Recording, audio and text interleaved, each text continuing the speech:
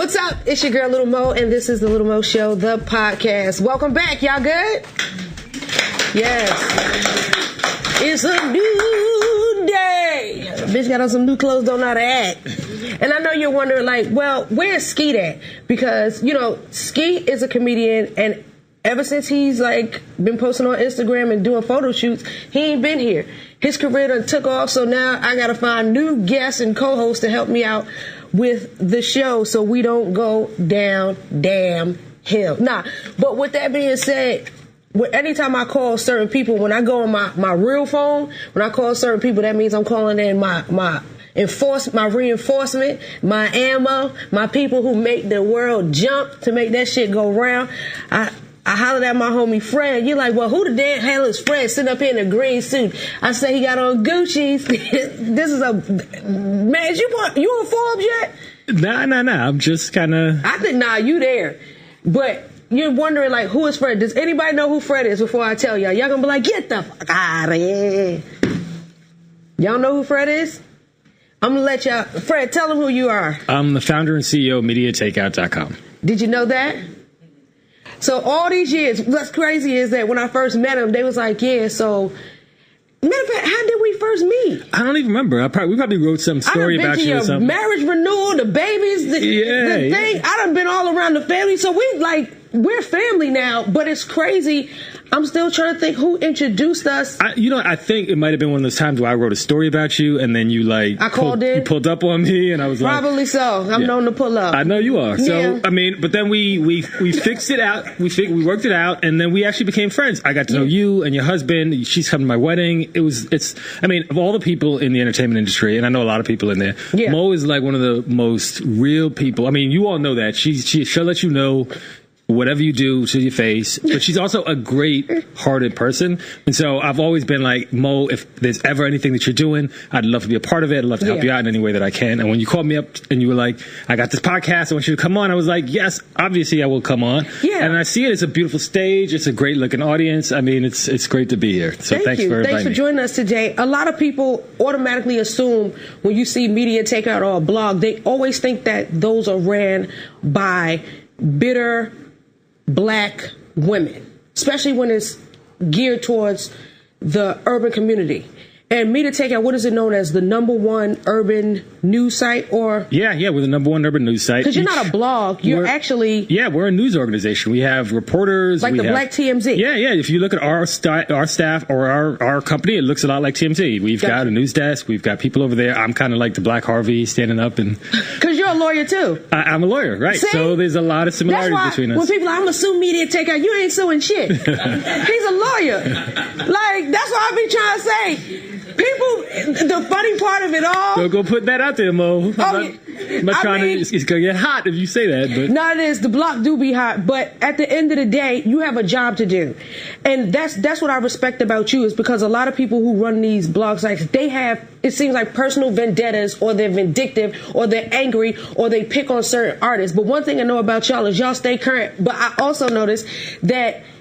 I think it's a marketing and I think it's genius, but y'all doing people, I love comment sections. If you want to get your life, your laugh, and your liberty, go to the comment section, especially with Media Takeout. Y'all the first one who had that shit. People been clout chasing, people been talking crazy, but everybody say, y'all spell everything wrong. And I'm just like, is that on purpose? You know, I gotta say, we've been like going through editors over and over. I mean, sometimes we have our staff will rush to kind of get something out there, right? Gotcha. Like we'll have when T come in, you gotta spill it. So they get it out there, and then sometimes it takes a while for the editor to catch up, and so you're kind of caught in the middle, and you're like, oh, look at that misspelling. And then you go back maybe like a day later, and you're like, okay, it's cleaned up. So I mean, we were really bad at the spelling before, but we've done a lot of things to kind of get it better now. And I think if you look at the new site, we just relaunched it. Okay. I think 2 or 3 months ago. Mm-hmm. The site looks cleaner. There's a lot fewer misspellings, hopefully.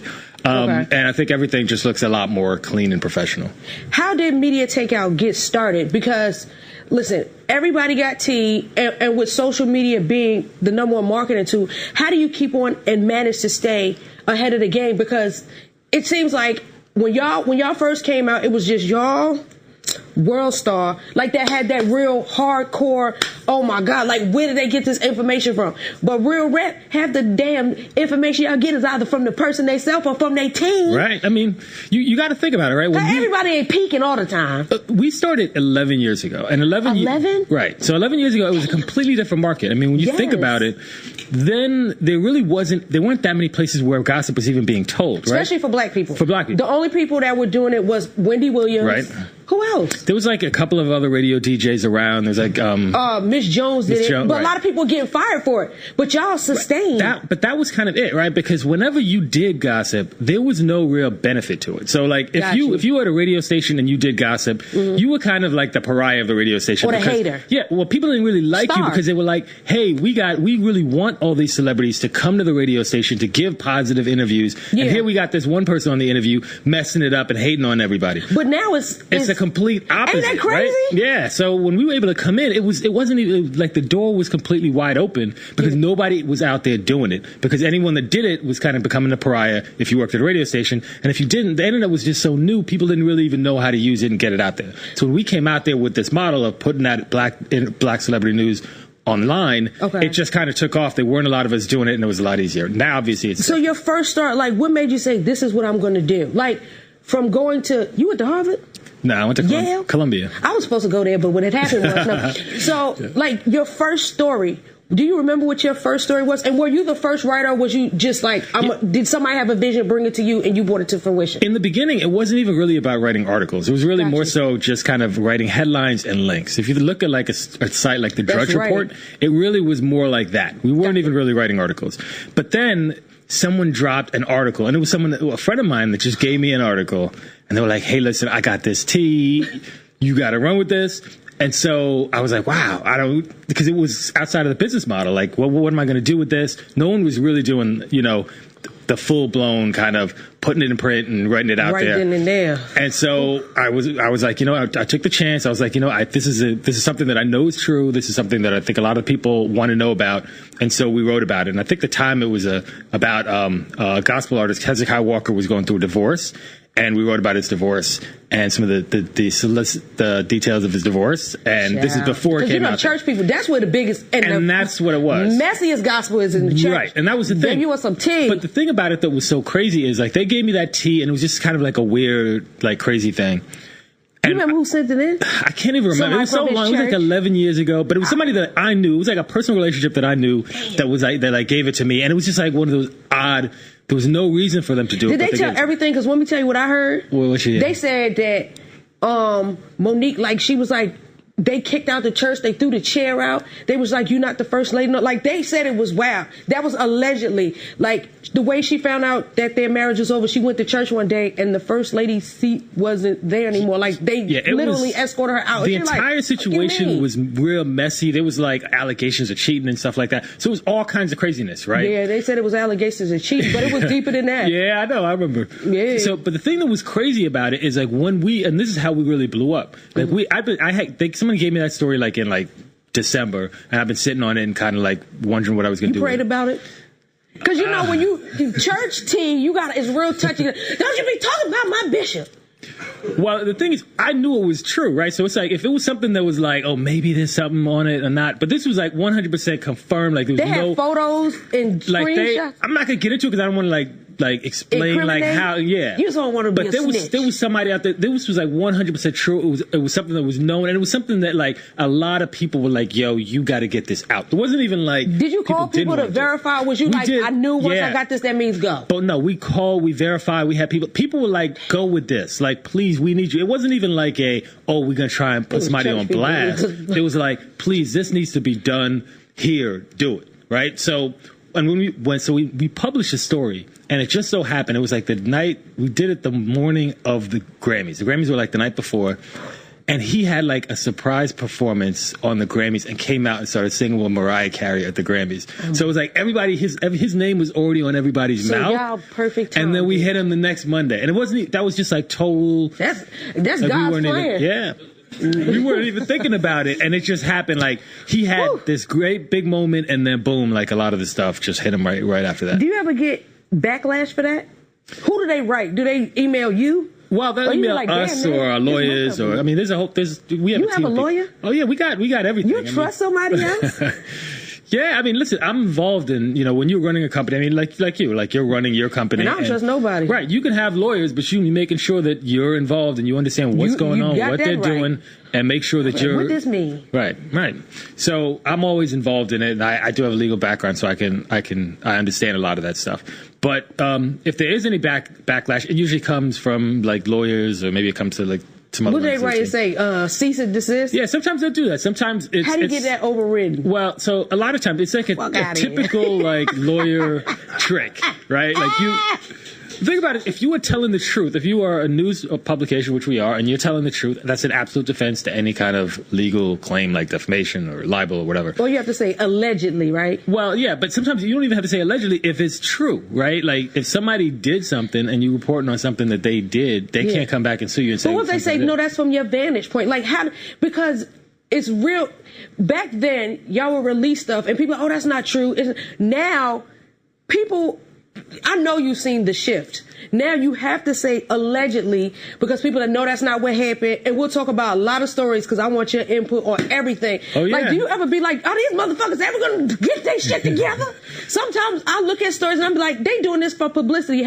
Or has anybody ever sent you something? You be like, okay, this may be true, but you just looking for attention. Yeah, I think there's a lot. I mean, whenever we're getting stories and people are trying to plant stories, there's always an agenda to it, right? Gotcha. Like so, people ever ask for money. Have you ever ask for money for a story? Yeah. People ask for money all the time. Have you ever cut a check? It's interesting that you ask that question. So the answer is just generally no. Sometimes we'll pay for photographs and stuff like that, Gotcha. Which is a little bit different. But the problem with paying for stories is you get people out there who will create these real crazy stories, baby, and then they'll do it for money. And I got a story about that. So there was like in the beginning we didn't know we wanted like a whole bunch of stories. There was a lot of other competition out there, so we were like, we will pay for stories. Gotcha. And so this dude wrote in. He was like, it was a young man. He was like, he called up. He was teary. He was like, I was sexually abused by this man who's a prominent R&B singer, and he was like, I have documents. I have everything. See, and the dude, his story, everything was checking out. It seemed airtight. It seemed airtight because he had like crafted like the lies so close to the truth Hannibal that he had merged it kind of like that. And I was like, yo, we were just ready to go with this story, and this story would have been big. This was a big R&B singer, and the story was 100% not true. So I was like, I was sitting on it. How did you find out? When did y'all find out it wasn't true? Check this out. So I was like, the night before, I was like, we were ready to go. Everything happened the night before, Fred. Maybe it was 2 nights. But so we were all.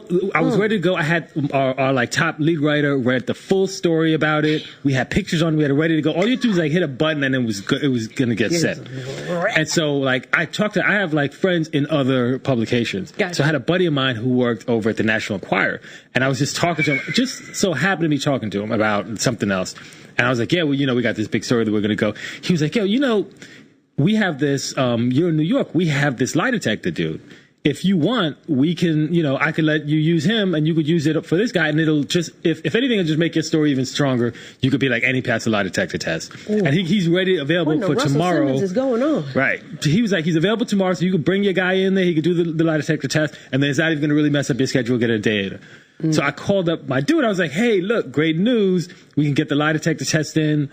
You could pass the lie detector test, and then that'll make your story even stronger. Everybody will the whole world will pick it up at that point, and then you could really kind of. Y'all credibility was honestly on the line just by this. Yeah, but it was more than credibility. I mean, you go over there and say like a male R&B superstar is raping a kid. Like that's crazy to just see me putting that out there. Right. So I talked to the dude. I was like, hey, why don't you go and take the lie detector test? And then he started acting funny. He was like, I don't know about that. I'm like, well, what do you mean? I'm thinking like he would want to do this. Yeah. And then he started just playing games or whatever. He was like, okay, I don't even think I want to do this story. But the moral of the story is the dude made up this thing because he thought he was going to get this bag. If people want it, people are going to do things. They're not going to go through all that kind of craziness for clout, even though now maybe they will because times are changing. But for money... For money, people will do all kinds of things. They will sit up, they will plan, they will spend weeks and months figuring out how to trick you into publishing a story. And there are people, have y'all ever fell for anything before and be like, oh my God, how did we see? Because there's some people, let me tell you something. I'm going to tell y'all this is real true. There are people that I know right now that have been in rooms next to Michelle Obama. They tricked their way in. He was on Catfish. And I don't know if y'all ever read a story on him. And his name is, he used to go by Kid Cole. He was on the show Catfish, and he infiltrates the whole music industry. He was at Summer Jam, and can't nobody get tickets to that. Yeah. He was backstage. They say he did something in Philly with Michelle Obama, Kelly Rowland, all of them was there. His room was next to Michelle Obama's, but he sends these emails and stuff. What's crazy is that's my ex-husband's son. So everybody's thinking he's related to me. I be like, I got some shit with me, bruh. So I'm calling my daughters like, look at your brother. That ain't none of my damn brother. You our mother. That's daddy's son. I say, yo, like, it's crazy, but for years. But he formulates stuff, and it's so believable. Let me tell you, I mean, there are people out there that they do that, especially like a lot of times you got to watch when it's like jilted women, right? So like we get a lot. I know that one is messy, right? So like a lot of times you'll get like NBA players or like football players or whatever, and they'll have like a jilted girlfriend, and they'll just try and like throw stuff at them. They'll come up with all kinds of crazy. A lot of it is lies. Yeah, a lot of it is lies because. In their mind, they don't really have anything to lose. Like if you are like an instant thought that's like messing with, you messing with like a superstar. Yeah. You don't. What's gonna happen? Or if you put out some fake stuff, what's he gonna do? He gonna sue you for your breast implants or something? Yeah. So he can't. They could do nothing. They're like, I'm gonna put whatever out there, and I don't care, and I'm just gonna let it kind of ride. But we have to be able to see through that because it's our credibility's on the line, right? Yeah. We got a lot more than a couple of breast implants to lose. So we gotta like take some time and kind of go through the story and make sure that it's What real. was one of y'all biggest stories to date? What's y'all number one? Because I know y'all go off of site clicks and hits. Y'all getting like 3 million or more? Yeah. I mean, because y'all was at 3 million 3 years ago. No, we're at 30 million people a month, and we get like. And that's unique, ain't it? That ain't just. So on any given day, we can have a story that reaches 2-3 million people. Do y'all hear that? 13 million. That means people peeking. People newsy. Yeah. 30 million. But who's counting? Right. So what do you think y'all biggest story? What's the one that when they name pop up? Because I've heard from a lot of blogs and websites, they say, yeah, every time y'all name come to the system, y'all go through the roof. I said, yes, they go another check for me. Because a lot of people would be like, y'all marriages and shit. I said, bitch, y'all fall for that shit. But okay, we'll give y'all what y'all want. But at the same time, you can't play with it because there's some real shit be not happening. And you up there crying wolf. And your ass be like, Fred, tell them don't put that out there. Yeah. But I already know people always want to know who sleeping with who. A lot of it's played out, but I know there was a time when, because everybody's coming out the woodwork with saying that they were sexually assaulted. People are even dating things back to, I just saw one yesterday for Russell Simmons back to 1990. Yeah, that's tough, right? So like, well, as far as like all those big hits, like when people want to know about the sexual assault, people want to know, right? But a lot of times you see these Me Too stories, and everybody like right now, you got to take things in perspective. I'm about to start a new movement. #nah, yo, because people be lying. Well, I don't know. I don't know that they're lying. Not those, but it's a lot of liars. Trust me. You know what's a wild thing, right? Like I was listening to another podcast about, and it was with Malcolm Gladwell. Right. Never heard of him. So it's another podcast, and he talks about like memory, like what happens to people who have been in a traumatic instance, and what happens to their memory over time. And he was talking about Brian Williams. Remember the dude on NBC, Brian Williams? He was lying about being in the airplane getting shot down, and then they fired him, right? So and then he went on TV and he was like, "Oh well, I misremembered or whatever." Everybody's like, "This dude is up there lying again. Can he just say he lied?" Right? So Malcolm Gladwell did like a study and had all these dudes about with the because is that brain. illusions, the grandeur, or was it grandiose illusions? Because sometimes people really think. Check this out. He was like, "Yo, that what happens is over time when you're telling the story, it can get twisted, and you could literally believe like that happened, but it never happened." So he was like that they did a study. They were like, all these people that are like, oh, this is what I was doing on 9/11. Like on 9/11, I was in school. On 9/11, I was with my friend. And so what they did is then they would, if you said you were with your friend, they would go ask your friend.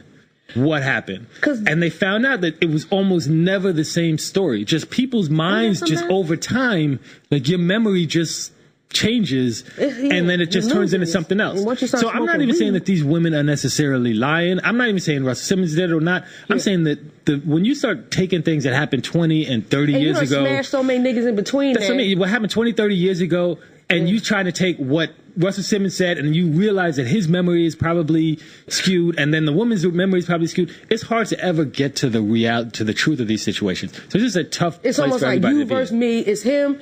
It's him versus her and the truth. What, three sides to every story. Right. And then the other thing too is there are people in this industry that just keep it 100 are just like known as being creeps. Like Russell Simmons has a history, like people know, not of being a rapist, but of a dude that just like presses up on women. It's just like when they touch us. Yeah. Like, why do you have to touch me? Right. But there's nothing like criminally wrong with that if that's how he operates. I've done his, when him and Reverend Al Sharpton, they had the, what was it, the National Action Network, because Felicia was working for him.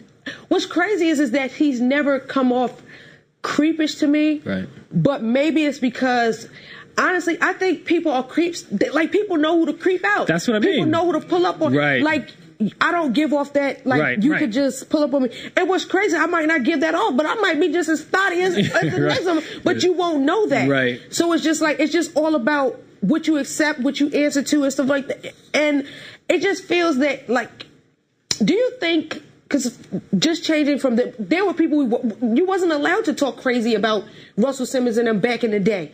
Harvey Weinstein, like if you mention their name, you better be saying good or your check get cut. Right. What do you think has shifted? Is it social media has empowered the thumbs and the people from behind the screen to be like, you did this to me too. Like, how did he got? Golly, like how much dick he got to pass around? He got kids. Like in between all of this happening, that's when he was with Kamara. Like, God, come on, man, you're sitting all like this, balls all hanging all out the thing. What the fuck wrong with this thing? Like, I'm trying to figure out, like, how did he have time to do this? When did he have the time? He supposed to be running Def Jam. This nigga up here whispering in bitches' ears like the chick said the book publisher, the granddaughter said he breathed on me. I'm like, damn, bitch, how you have time? I agree. I'm not trying to put. Y'all don't be thinking like that. Like these, I be like, yo, is these niggas this weird? Right. The thing about it is, especially when you start talking about the Me Too movement, we're talking about criminal acts or people doing things that are just, it's beyond being a creep, beyond being like sleazy. You're talking about people that are just like encroaching on people's body, their space, and in the case of Russell Simmons, they're talking about actual physical sexual assault and rape. Or making them pop a pill.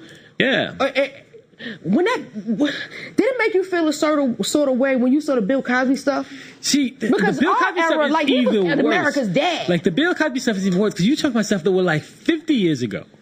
Like and some of these women, you talking about, and they told me, child. Now, how you remember what happened 50 years ago? And the other thing about the Bill Cosby case that's just a little bit different is the way, and this is the other thing about media and why, like, I think it's so important to have a strong African American media because what happens is the media gets a narrative and then they twist it and they run with it and then people just believe it to be true and they just kind of go. Yep. And a lot of it is built or based on racism, right? So they'll just say, oh, black person, and then they'll create a narrative that's consistent with all the stereotypes that you have about black people. And so everybody will just kind of run with it and it'll kind of go.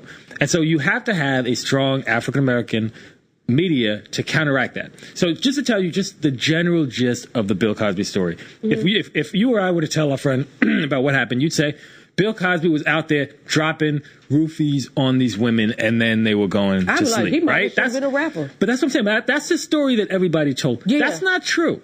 That's 100% not true what happened. What they're saying is what the truth is they're saying Bill Cosby gave these women Quaaludes.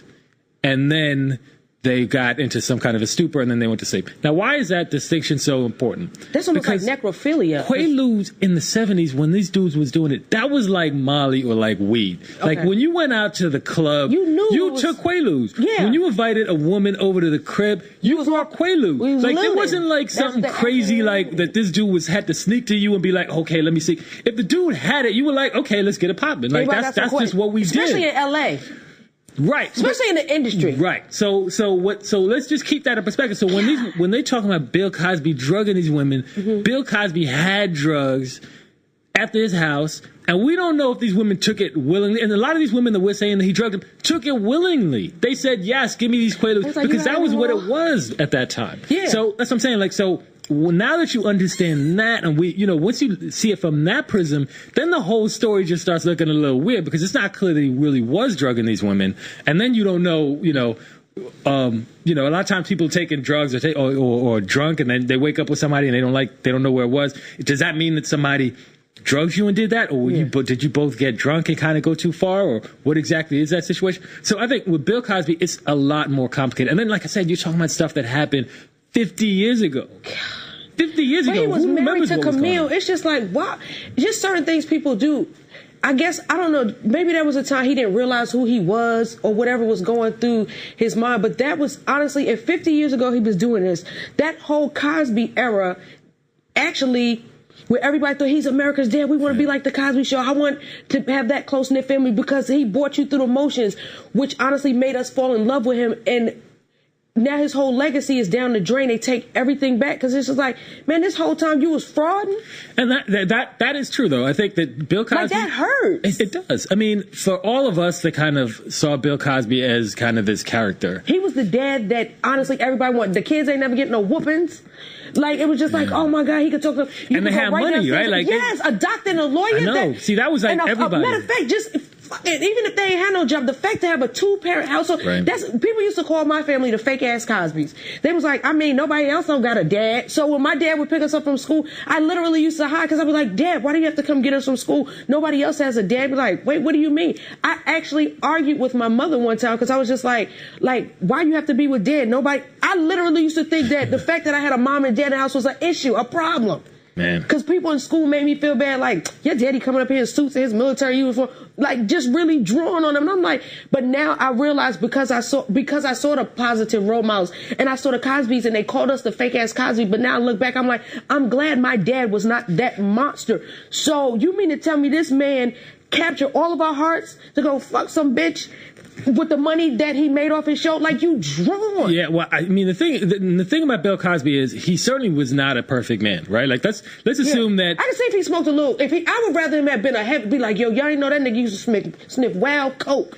I mean, he was out in the streets. He was with the thoughts. So everybody he was knew. Married. That's the thing. So everyone knew this about him. Like, if you didn't, these are like the things that are whispered behind the scenes. I mean, you're in the industry, so you hear all this stuff about people, and they dusted it under the rug. Like, so there's a public opinion for most celebrities, and then there's privately what everybody knows about them. And for the most people, most of the audience doesn't really know that side of him, right? So when you talk about Bill Cosby, we saw that public face, but there was this private side that everyone in the industry knew. And to all those men that have those, that like to go out there with a bunch of women and like to mess around with thoughts, these are the men that are that you could easily just come out there and say, me too him, especially if they black. You could be like, okay, that dude is out there with 5 or 6 different women. Let me too him. And everybody will believe it, because they'll be like, oh yeah, I remember when I was in the club with him in 2006 and he tried to holler at me. So maybe he is this creepy dude. Maybe he is doing this stuff to women. So that's the thing that goes on. So when you look at the people that they're getting, Harvey Weinstein, Russell Simmons, look like his hands stink, like Bill Cosby. These are people that have like the worst of worst reputations in the industry. Him, like Harvey Weinstein looks like Shrek mixed with, like, he just gives me this vibe. I don't even want to. I know he got all this money. He was the one that did this. I don't be giving a fuck, because I just be like, yo, I can feel people's spirit through the phone. I'm like, nope, I don't want to even shake his head, because I know it's moist and it's aggravated and he's gonna get on my nerves. But let us take a quick break, because I want to get into some more tea, because everybody's cutting up. And like I said earlier, don't you ever want to say, well, y'all get it the fuck together? Like, do Mediatakeout want to be like, yep, we ain't got no news today. Everybody is being on their best behavior. So we'll be back more with the Lil More Show, because we got to talk about Nas, 50, and LaShawn, Madame Coy. Whew, when we return.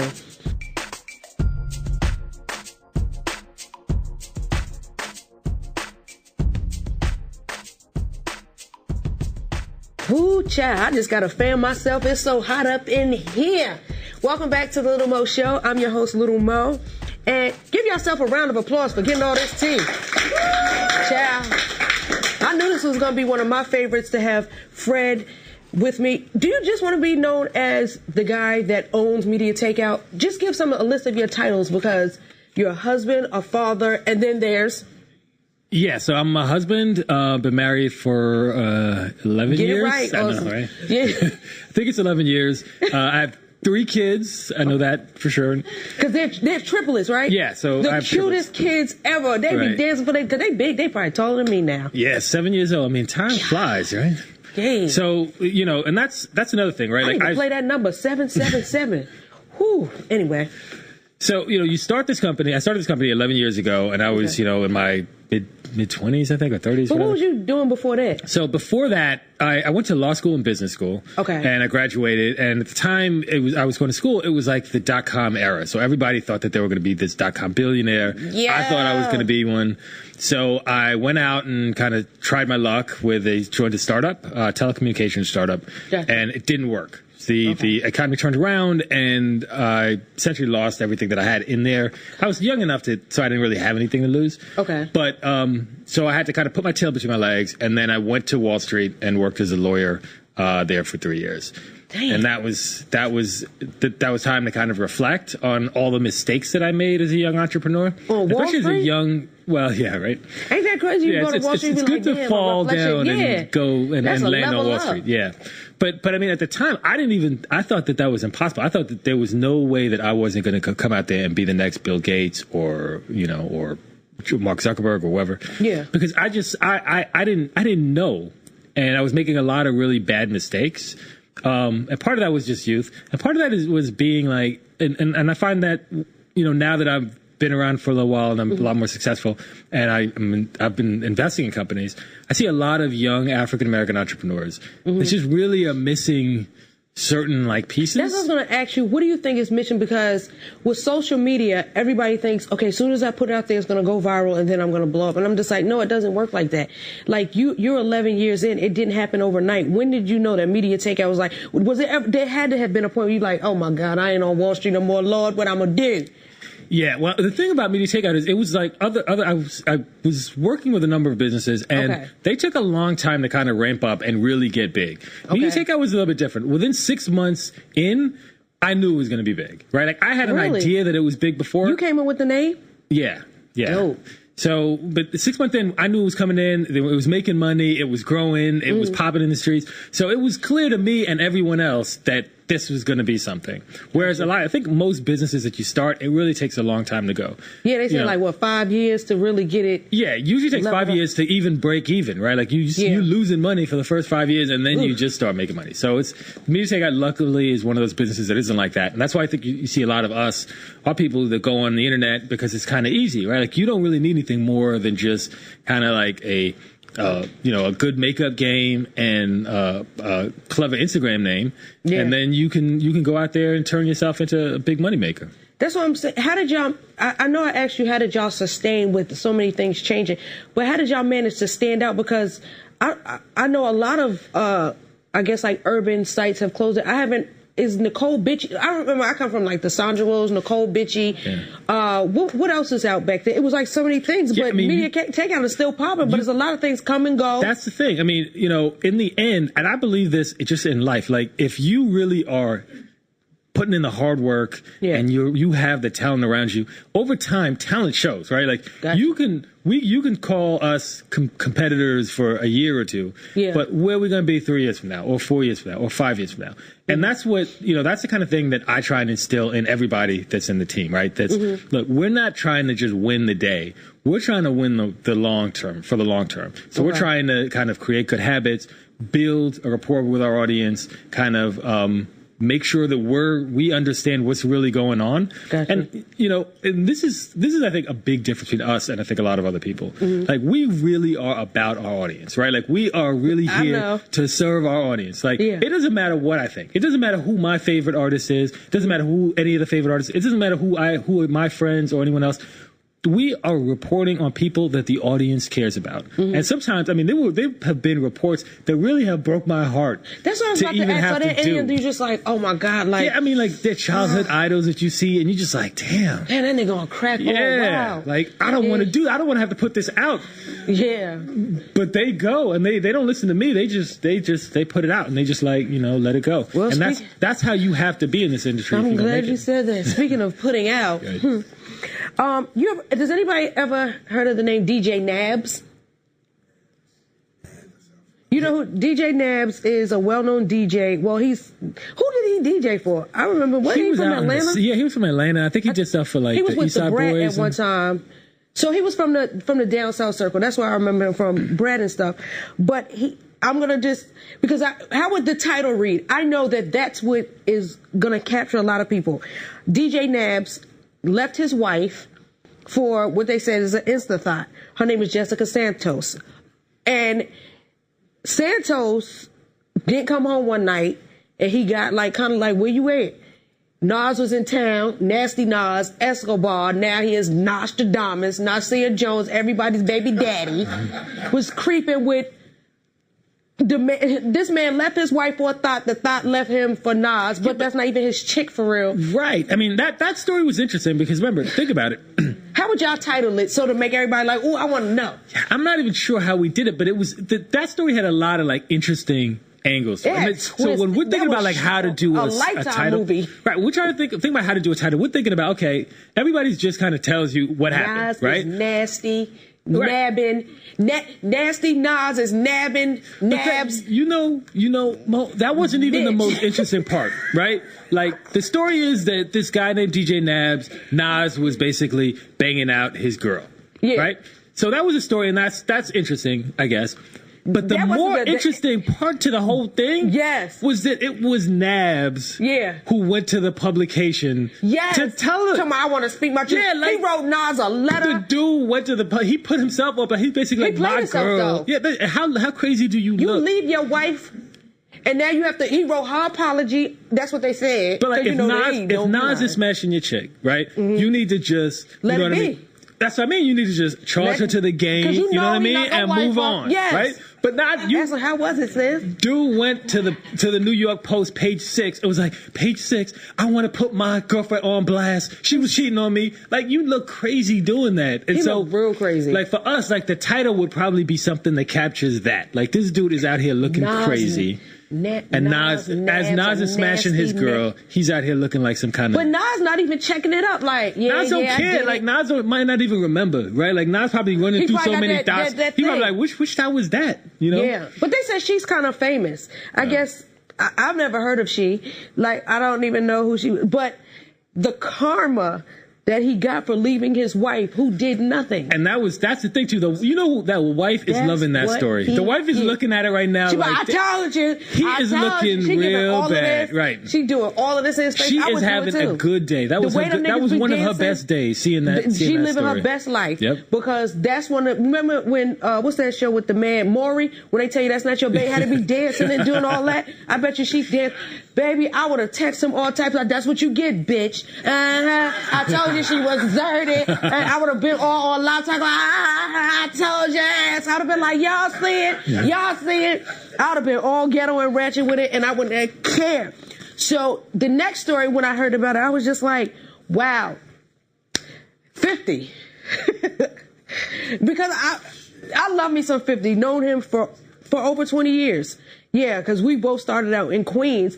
And everybody that knows 50 knows that he gives zero fucks. But it was crazy is he cares, but he don't. Because it's all business. It's all to make you laugh. And I honestly think that he doesn't personally mean any harm. Because if he wants to get at you, he can. Everybody knows he can. Because it's just like he's untouchable. He picks on Puffy. He talks about everybody. But this week, he with the release of Power, and well, that's 2 weeks ago. But with this week, he posts, to get the strap. So he ruffled some of Papoose' feathers. He posted a photo of Pap's wife, which is Remy Ma. And basically, everybody said, oh, he gave her a compliment. It's not that serious. He was just like, you lost a lot of weight. You look great. I don't know if he said get the strap. Whatever the case may be, Papoose went in the comment section. Because I don't know how I don't know how he saw it. Or somebody probably, you saying this? Mediatakeout talking about it. I'm going to give a little bit more background on this, right? So, Remy and Fifth know each other. Yes. Like, they cool, and she went out to L.A., I think it was last month or the month before, to like shoot, because Fifth has that BET special. I forgot what it's called. It's 50, not 50 Central. Yeah, 50 Central, that's it. Is it the 50 BET 50 Central. So she was out there and she shot a lot of scenes for that, and she did stuff with 50. They might have even been doing music together, whatever else. But I don't think it was totally platonic. Right, no, Pap was there too. It wasn't like she was out there with him, whatever. So they were all in LA together, whatever. So we don't know, like for all we know, like when they were out there, maybe something was said, or maybe, maybe 50 said something or rubbed him the wrong way, rubbed Papoose the wrong way, while the way he's seen 50 interacted with her. And so when he did this, when he put this out there saying this compliment, it was likely more like something had happened before. And Pap was like, because now you taking it to this level right over here. Right? Because if it was just his wife, he don't see me like that. If it was just his girl, but that's his wife. That's the only, it's something about married people, even though it be stuff that's going on, I don't touch people's marriages and I don't mess with people's kids. But Fifth knows her, right? Like it'll be like if he knows you, Do you right? think he was out of line for posting up and saying that she basically looked nice, she lost weight and stuff like that? There's actually one other piece to it that he might have been like, who out of pocket, or like Papoose might have been thinking the Fifth was trying to like throwing some like side shade on it, right? Which is that Remy is 4 months pregnant. Right? Yeah. So and she looks great, by the way. Obviously she does, right? So maybe he's thinking like, hey, Remy is supposed to be 4 months pregnant, so she was supposed to be gaining weight, and Fifth is talking about she's losing weight. What's he trying to say? Like, is he trying to like imply something about my wife, or like, you know what I mean? Like he got in his feelings, right? Bit. So it was probably some of that. It was like I said, because they knew each other, they got a history. Yeah. Maybe he saw something between Fifth and Remy that he didn't like. And so when he saw this, that just kind of triggered it. So I think that there's more to it than just a simple Fifth wrote this and then Papoose just as a sensitive dude and did he this. Tweeted, well, he commented to Fifth's baby mother, the baby, Daphne Joyce, and said, hey, he's not really a gentleman. If you want to, feel like a queen or whatever the case may be, then I'll hook you on with my homeboys. It's just certain things I just won't post, like, because we know Pap is one of the most loyalist riders that, like, he loves his wife. Right. One thing I know, when you're around him, you could just feel the love. Right. But one thing I know for sure, she loves her husband. Right. Like, she was just like, me and her talk a lot. She was like, yo, I didn't ever think I'd ever find anyone that could ever make me feel this amount of love. Like, coming from where she's from, that's rare. So, like, for people, I applaud her and Cardi and stuff like that, because they've had some hard lives and hard backgrounds. Coming from the Bronx, that's not us. You don't feel like you're the queen from there, but they found men to respect them, honor them, and once I can say it and I stress it, to marry them. Right. So the fact that, but there's a certain kind of woman though, like Remy, Cardi, like you, like y'all ain't trying to like let a dude just come around and just like not be professional. You know what I mean? Like you got to come proper. And you got to marry me, and you got to do that. And there's certain women out there that will demand that out of someone. And Remy's that kind of woman, Cardi's that kind of woman, you're that kind of woman. And so, so I said, this whole 50 and Papoose thing, I don't even think it's anything really. The media's hyping it up. Yeah, but I don't even think it's immediate, right? Like it's just some kind of things going back and forth. But they know each other. Like Remy and Fifth are cool. Yeah. Right? Like, but if Pap say, yo, because he disrespected, you can't be cool with him no more, what type of decision? Like, it could get real like that. Yeah, well, I mean, she got to side with her husband. She got to side with her husband. But what if he be like, well, I was going to, because everybody thinks when you hang around 50, you're automatically going to be on power. It doesn't work like that. But chances are, I hope it just doesn't mess up or destroy any future business, because I honestly don't think that Fifth meant, he was just like, yo, like, you look good. But then when Pap said something back, then Fifth posted a picture of Nikki. But the thing, you gotta realize, the thing about 50 Cent, like, he goes after everybody on Twitter. Yeah. Like, he's been an enemy of just about everybody at one point. Except for me. But it's not really that deep. I don't think it's, with him, I don't even think it's that deep. He's just kind of throwing shots. And if you throw shots back at him, all this money, he doesn't care. You should be busy. I'm like, rich people ain't got nothing else to do. He has so much money, he has nothing else to do but to have fun. And he picks fights. And they say he's a bully, but I'm just like, he's honestly, from the man that I know, I'm just like, yo, he's so cool. I mean, he's not really a bully. He's not really putting hands on people, right? He's just joking. Just joking. And he uses social media. Next thing you know, he does what he does. But speaking of putting hands on someone, this is the story I couldn't wait to discuss, because you talking about twisted, turned, and then took a left at Albuquerque. I don't know where the hell this story is going. LaShawn McCoy. Does anybody know who he is? LaShawn McCoy has been, his name is, for the last 2 days, he's been dragged through the mud. So how many kids do they got together? Because ain't she somebody else's baby mother? She's Michael Vick's brother's baby. Yeah, she's Michael Vick's baby mother. Not Michael Vick baby mother, the brother. The brother, Marcus Vick. Marcus Vick. Right. So, and she got allegedly, let me just say this, she got a couple of ex-millionaires. Like, they say Floyd used to be flying her out. A lot of people be flying her out, but then she wound up settling down with LaShawn McCoy. Well, allegedly, the day that she was supposed to be going to court because he wanted her evicted out of his house because they're not married, but she was in his house the night before, she was viciously and brutally attacked. Well, when she was at the hospital, and I was like, damn, she snatched on the damn beat up picture. I was just like, why do people take a picture of you in the hospital all bloodied up and then post it on social media? But where a lot of people say, I smell something, some foul play, but they're pointing the finger at LaShawn. The mother reposted it, the best friend posted it. Then she said the lawyer, what the girl name is, Delisha lawyer said take it down. But they were pointing the finger at LaShawn. But LaShawn was allegedly not in Atlanta, but she was supposed to get out of the house. The day she supposed to get out of the house, the night before, she get pistol whipped by some men that broke in the house. And now we're here. And he was like, I was nowhere near you. I haven't even talked to you.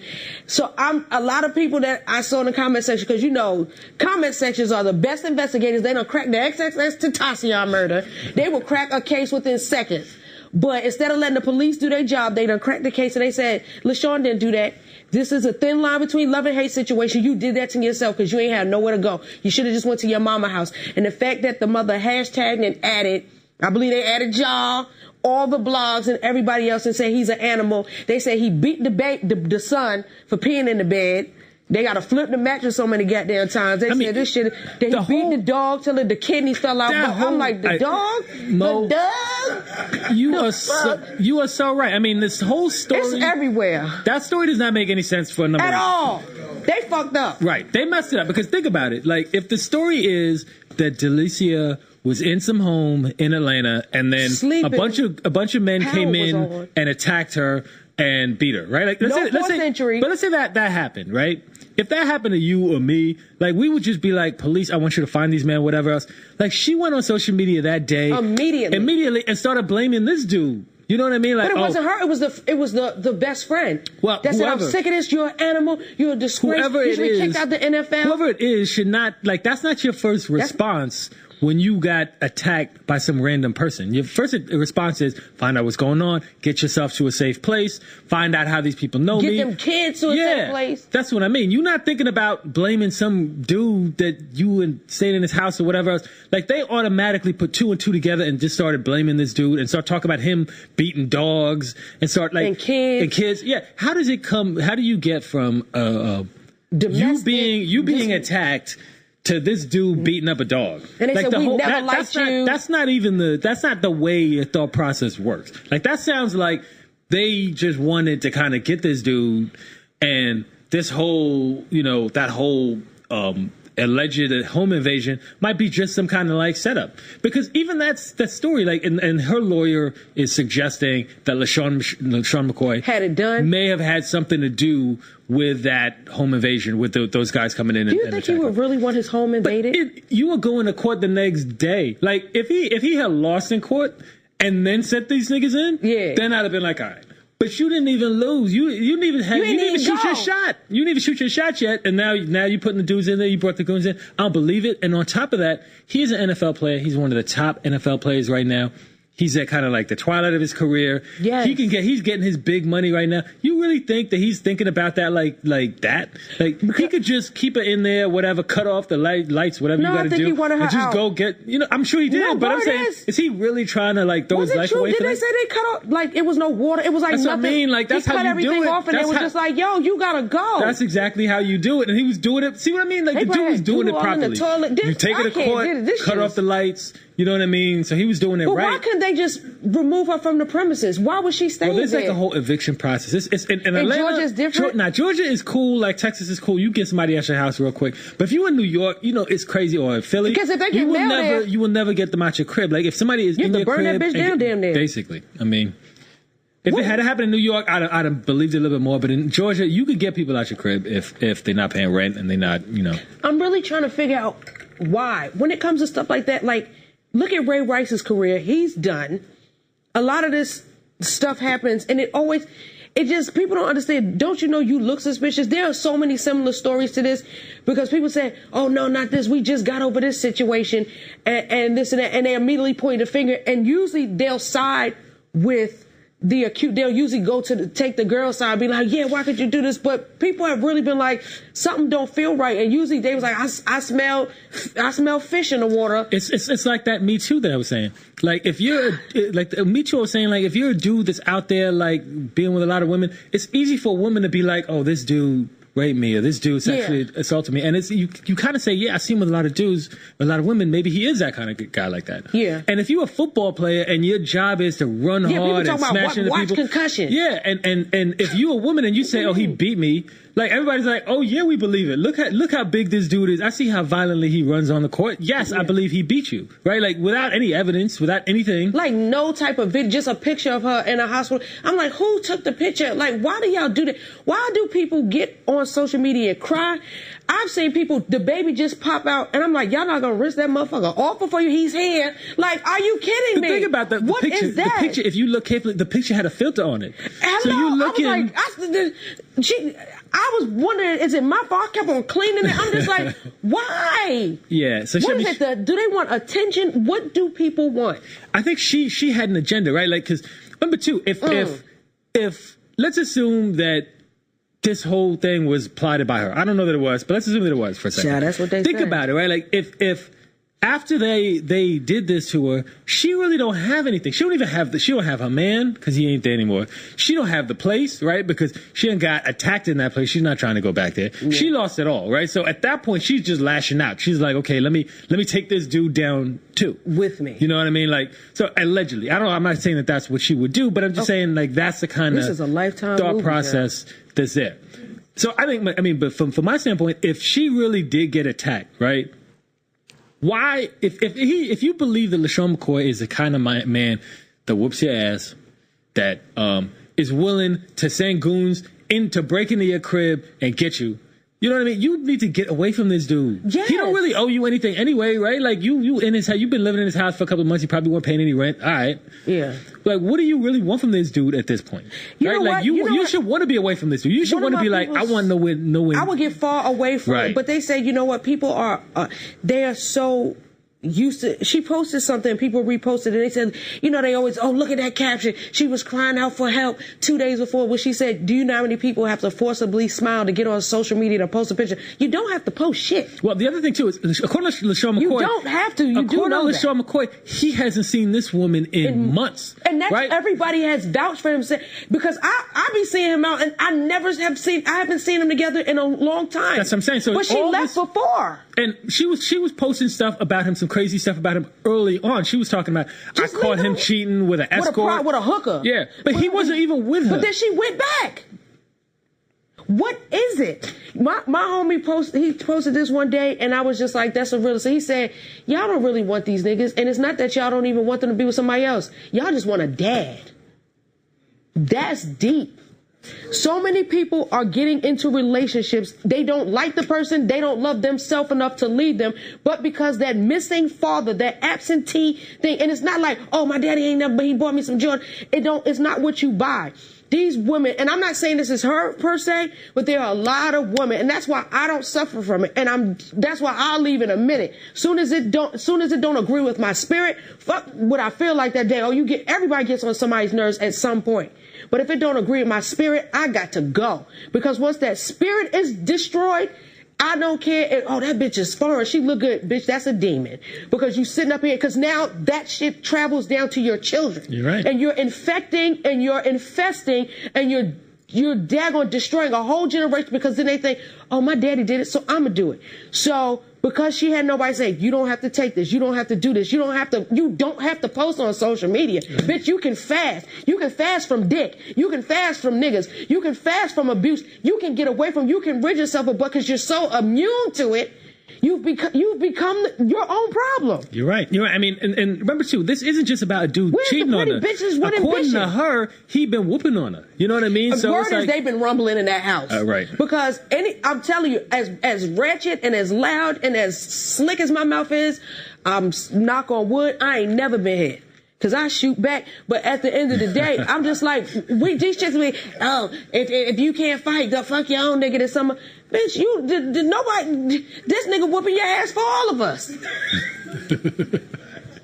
Like, I don't get it. And what is pushing? That's another thing. What is triggering these men to attack? Like whoever did this was cool with beating a bitch ass. It's wild too, because this is second home invasion where a woman got attacked, right? Like the whole. And these houses, this ain't the size of this room. This is a millionaire mansion. That's what I'm saying. This is not in the hood. You know what I mean? This is. I don't get it. This is in. I mean, when Richard Kidd, when he was involved in that home invasion, that was in the Hollywood Hills. Who left the gate open? I'm saying that's one of the most exclusive places in the world to live. So and they running up in your crib. Security at where I live, where my condo is, if you don't answer that phone, ain't nobody getting in. Who the fuck left the gate open? Right. So remember when T.I. couldn't even get in his own house? Right. Bitch, I live here. My HOA, my home association fees pays your damn salary. Bitch, I can't get him out there. He got arrested. Right.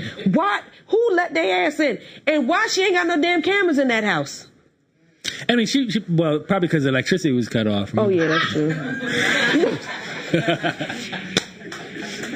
Yo, you know what? I ain't even thinking that. But you know what's crazy? Now, what is she gonna do? I mean, you gotta play. What the 48 Law of Power says: plan that thing to the end. They ain't playing to the end. They thought that was his end, and it's just a motherfucking beginning. I mean, she's gonna end up doing what I think a lot of women end up caught up in, right? Which is when a lot of times you see these women, when they get like their back against the wall, they just keep fighting the dude over and over and over again. Desperation, people do anything. And you see it, and I can't tell you how many times I've seen women, and a lot of times too, I know a lot of these women because they'll be feeding me information in situations. Yeah. And sometimes you just got to cut a dude loose for your own spirit. You know what I mean? Because for your own safety, spirit? Yeah, because it's not like you fighting this battle is not going to, there's nothing to win at the end. If you win, you will get, you might feel like you might get some satisfaction out of it, but you're not going to get any satisfaction out of it. And it's going to take you years off your life. You are not moving on. There's bigger and better things for you in this world. And you over here focusing on this dude who you talking about beat you and cheated and whatever. About you. That's what I mean. And you spending 2-3 years of your life. I can't tell you how many women that I know. I know this one woman, she was the wife of a prominent NBA player. Can't tell you who. But she was like miserable and was like tormenting this dude through the marriage. Eventually they ended up going through divorce, and she spent years kept on going at this dude, kept on dragging him back to court, whatever else. I could tell you this woman literally destroyed her life. Is it? She was a beautiful woman. She had everything in the world, and I'm not gonna say nothing. I know. I'm not gonna say nothing. But she destroyed her life. Was that the one that was sleeping outside? They said, "Oh, this bitch done lost her mind." I'm saying this is a beautiful woman who was on top of the world, married to one of the most successful people in the world, and destroyed her life because she couldn't just let this man go. And sometimes you just gotta let somebody leave your life. Couch. I knew him before. Right. Oh well, bitch. Right. When he get it is. Take the bag. You know what I mean. Get as much money as you can out of him on the way out. Because that's all they But then you got to move on. You got to move on. Some of us were raised different. Does anybody have any questions for Mr. Fred? Because, I needed this in my life. Oh, get the microphone. Y'all can step in front of the microphone, or he'll bring it to you or whatever. If you have your questions, because You don't get this kind of behind the scenes information often. No, this is good. This is real. I love how you know. How are you, sister? So, question. Don'tDate'em.com, right? What happened to that site? Do you know? Yeah, so it was the Don'tDate'em.com was a website where people could you can log on and then basically put somebody on blast. Like, let's say someone in your life that you had a bad date with someone, they did you dirty. You could put their information, their photograph, their pictures, and all the dirty things that they did to you on this website. Yeah, so there was a bunch of legal problems with that. It's not entirely clear that you could legally just do that. They were, from a legal standpoint, they were using a loophole to kind of get away. But they were trying to use a loophole to get around that.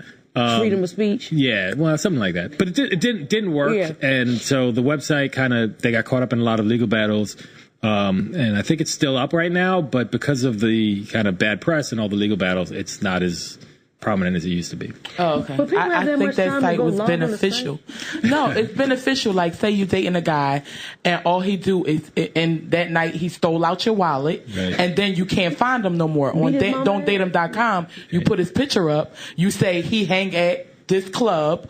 Don't take him home. He stole out of my wallet. And then you could just put everybody on blast. Don't date him. He going to tell you he got a dream. He can't really play ball. And when he go overseas, he be with this girl. And then people... But he don't really be overseas. He just be with somebody else. Yes. And then people are exposed. And it saves some of us from dating some of the Was it a hard time proving the validity of it? Well, anyone could do it. Like, I could go on the website right now. I could take a picture of you right now. Who has that kind put of it up there, and then, like, write whatever I want. No, when it's real, you got the time. If somebody fill out my wallet, I'm going to sit down for 2 hours at the library like, this is him, this is his picture, and nobody date him. But that was like a beneficial site. That's why I asked. Yeah, because there's a lot of don't date ems out here. Yeah, but we don't know. There are. But the thing about it now is with all the social media out here, people will get up in your comments and will tell on you, right? So I be saying a lot of times dudes would think they could get away with some crazy stuff. If you look through their comments, like if all you ladies out there that think about dating a dude, go on his Instagram. Don't just look at the pictures. Look at them comments.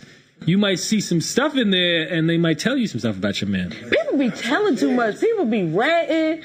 People be like, that's how they cracked all the cases. Like, people be posting the way they found XXX Tentacion's killer was because somebody saw some orange flip flops and the boy posted on social media. So somebody verified him through his orange flip flops and a red mask. Right. Social media is a gift and a curse, but honestly, that's the quickest way they can. That's how they caught all of the criminals for the junior.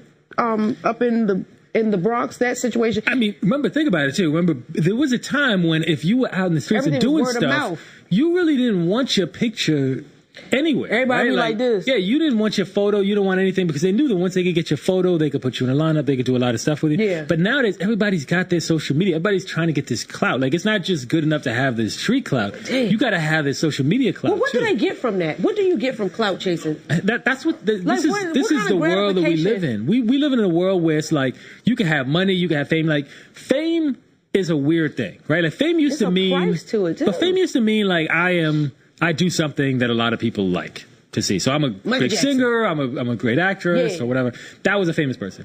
But at some point, the idea of being your fame and talent just moved in two different directions. I think Kim Kardashian was one of the first people to kind of show you that it can happen like that. But now the idea of fame has nothing. It has nothing to do with your talent. You could be an extremely talented person and really not be famous.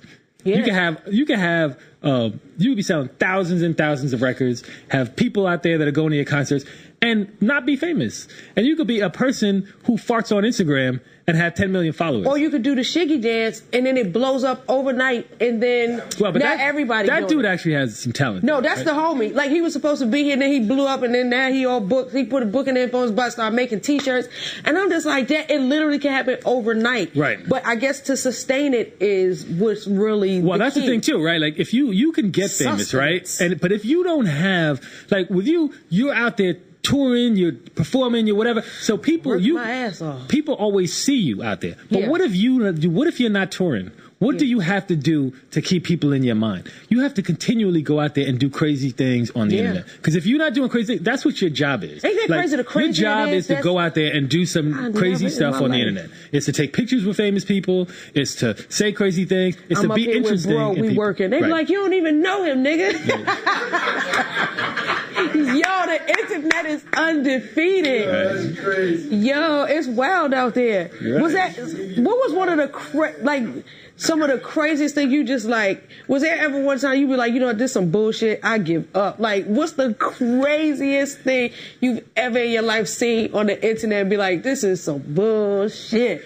I mean, it's hard to say. Does anything surprise you anymore, or you just be like, oh, like it doesn't, except like those videos. Like the videos now is what kind of gets me, right? Like especially when you starting to see, like when Junior was killed, right? And and you saw it, right? Like this is some things we hear about this stuff, but when you could actually see this young man and you could watch him like literally running, trying to get away for his life, and the dudes come over there and hit him with that blow. So that's the kind of thing right now that like the internet is showing, right? Like we've gotten cameras in our phones where people will pull out a camera in a second. Before they call the cops. Right. But, and you know, at first I was like, wow, you know, you don't want them to do that. But now you don't even know what these cops are really going to do with this information. Right. You might be better off with 1 million likes, just getting the and a photograph and a video than some detective that's not going to really, you know, care about this case. Because you look at this, had they not videotaped that, you think we would even know about Junior? You think we would even care about it, right? Like we wouldn't. What do you think about people saying that the artists that showed up to go show love to the family, they're like, oh, they doing that because they just want to be seen for likes. They didn't mean it from their heart. It's almost like you're damned if you do, damned if you don't. Yeah, that's what I mean. But let's say that they even did it just for clout or whatever it is. What difference does it make, right? Like they are coming out there to celebrate the life of this young man, and like for you as a person, you know, as a family member, as a person that love him, you should be happy that there are people out there that are remembering him. Because think about how many kids are out there right now that are losing their lives, and ain't nobody showing up to their funeral. Ain't that crazy? You know, I've been to plenty of funerals in my life where there were only like a couple of people. You know, there were like a couple of family members. And that's it. Now here you had a whole outpouring of love and support from celebrities, from the world. And when you have that, I mean, nothing's going to obviously bring this young man back. But when you have that, I think it's got to feel better to have that than not. Yeah. You know? Damn. Well, give everyone your social media. Are you on social media at all? You just be like, when I go home, I'll be dad and friend. Yeah, I'm going to start being on social media right now. I mean, it was, I know, right? He got 30 million people on his one side. Yeah, the website's got social media, so go to Mediatakeout MTO News on Facebook, Instagram, and Twitter. So it's all there. But for me personally, it's just, I think a lot of times it's an adjustment, right? Like I started this company 11 years ago and I was putting 100% of my time into it. Now I've got a wife, I've got 3 kids, and you got to try and balance that out. And there's other things that I like to do too. I like to do some social stuff too. So I've been trying to kind of figure out this balance in my life, which I don't really have much of a balance. I spend too much time working. But I'm trying to spend more time with my kids and my family. So I'm trying to figure out a way to kind of work this social media. To balance it all. Yeah, because I don't want to be me, like my presence out there, and then my work at Mediatakeout, and then my work at home. I'm trying to live. You know what I mean? I'm not trying to kill myself. Life is great. You know? A lot of people don't realize they not live. They ain't even been out their city. Before we go, I'm gonna do 5 words. Just say the first thing that come to mind, and that's how we're gonna go out. So I'm gonna just do the thank yous, then we're gonna say 5 words for Fred, and whatever comes to your mind, you just say it. I want to thank to the audience for joining us today, to Next Level Publishing, to OG Podcast Network, to everybody peeking in. Yes. I need some of them 30 million viewers for me to take out to come over here and peek in my ass so we can get these sponsorship dollars so I can get a new wig. No. So, yeah, appreciate you, because if you don't peek, then my kids don't eat. And it's a lot of those motherfuckers. All right, so I'm going to say 5 words. Whatever comes to your mind, just say it. Let me see. Gossip. Mediatakeout. Ratchet. Cardi B. Thotty. Amber Rose. Confrontational. 50 Cent. Love. My wife, Latoya. All right. That's it. Thank you so much.